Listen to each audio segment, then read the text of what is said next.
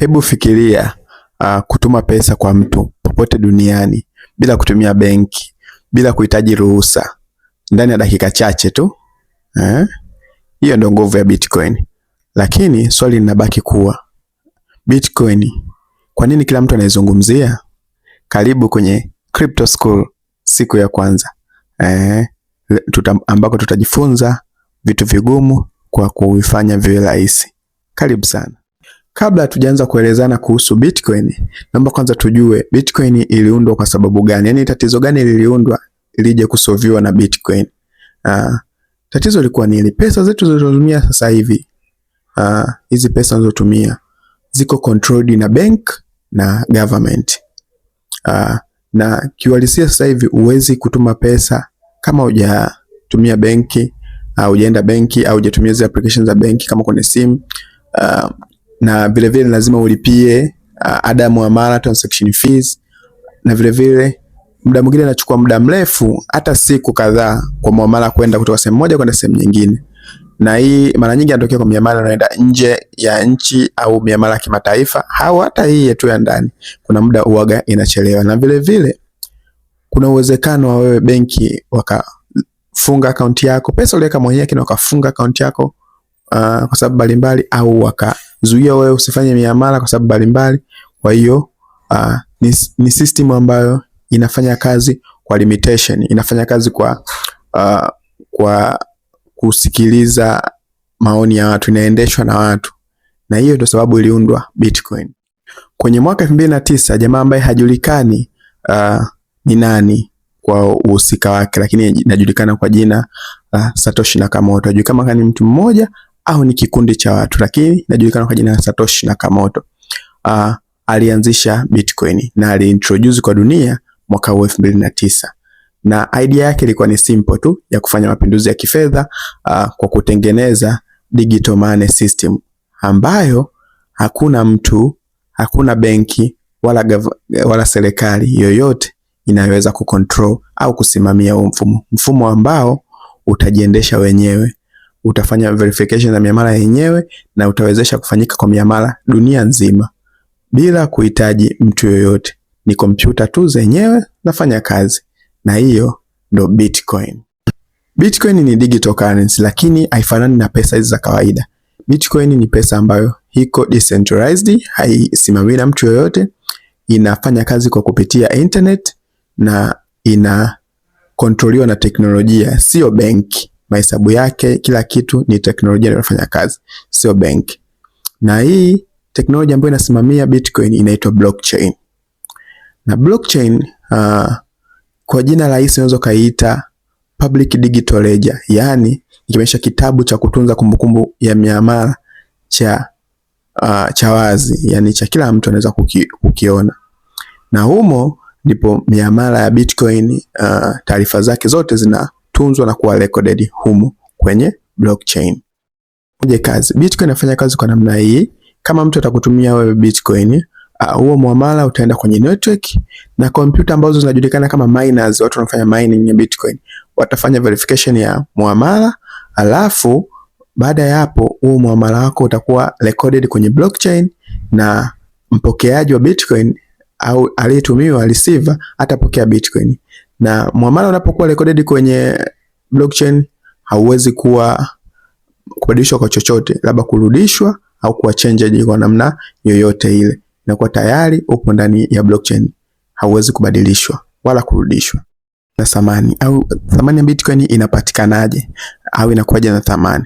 Kuna sababu nyingi zinazofanya Bitcoin iwe na thamani au iwe valuable. Na sababu kubwa ya kwanza ni scarcity.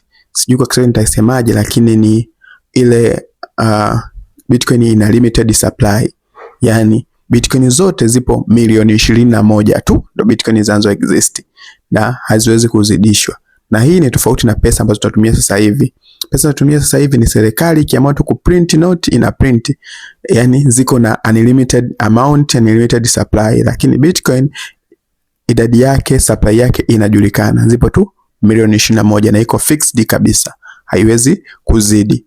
Na sababu ya pili ni Bitcoin ni decentralized, decentralization, kwa sababu Bitcoin haiko controlled na mtu yoyote, labda kampuni yoyote au serikali yoyote. Bitcoin inajiendesha yenyewe kama yenyewe. Lakini sababu ya tatu ni global accessibility.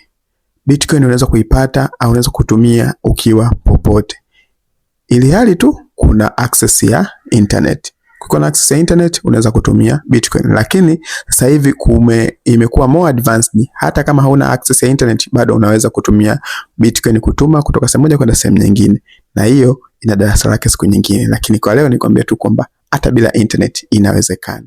Watu wanawekeza kwenye Bitcoin. Why people invest to Bitcoin? Kuna reason nyingi, au kuna several reason, sababu nyingi sana za watu kuinvest kwenye Bitcoin. Lakini baadhi ya hizo sababu ni hizi. Kuna watu wanaiona Bitcoin kama digital gold, kwamba ni mbadala wa gold, kwamba kama wewe huwezi kuinvest kwenye gold sasa hivi yenyewe kule, unaweza kutumia Bitcoin kama digital gold uka invest huko, kwamba itakuja kuuza labda baadaye.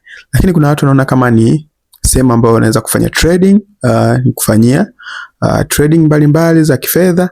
Lakini kuna watu Bitcoin kwao ni kama means ya malipo international, yanaweza kufanya malipo popote, sababu Bitcoin inaweza kwenda nchi yoyote, sehemu yoyote, unaweza kutuma tu, ili mradi tu mna access ya internet au mmepeana zile address, inaweza kufika popote.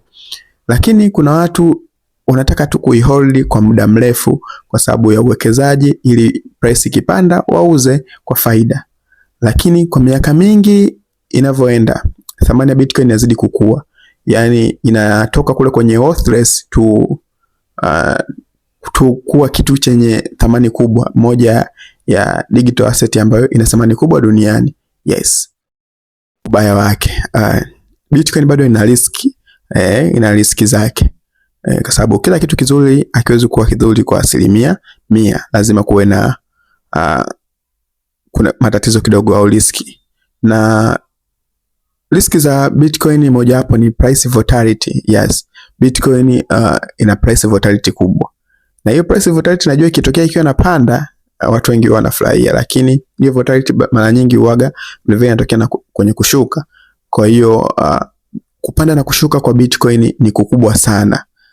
Kama mtu una pressure, una matatizo kidogo ya kiafya, sio nzuri sana kuinvest kwenye huko.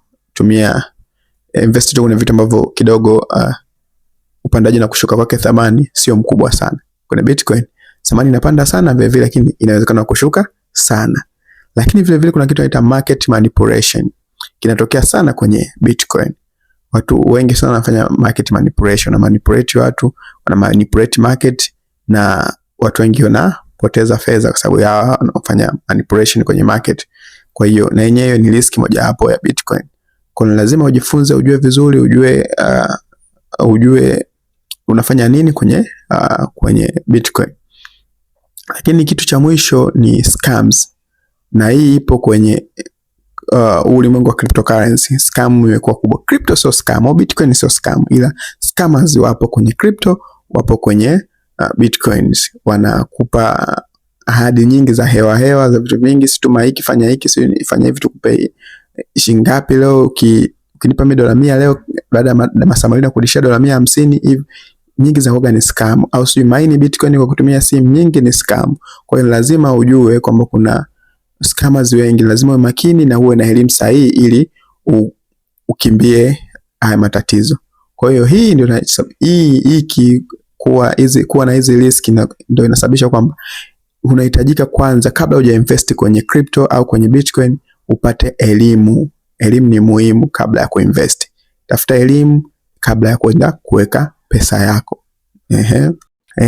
Wewe beginner ambaye umeangalia hii video, hii ni kwako beginner. Kama kuna kitu kimoja ambacho unatakiwa ukumbuke kutoka kwenye hii video, basi unatakiwa ukumbuke kwamba Bitcoin ni digital money ambayo haiko controlled na bank wala government. Haiendeshwi, haisimamiwi na bank wala serikali. Iko inabidi ukumbuke. Na ukumbuke pia iko ndani ya teknoloji kubwa ambayo inaitwa blockchain, na inafanya kazi dunia nzima kupitia computers. iko inabidi ukumbuke. Lakini leo ni siku ya kwanza, au hii ni episode 1 ya Crypto School. Kesho nitatoa tena video nyingine ya Crypto School ambayo itakuwa ndio episode ya pili, na nitakuelezea zaidi kuhusu blockchain inafanyaje kazi na inaendaje.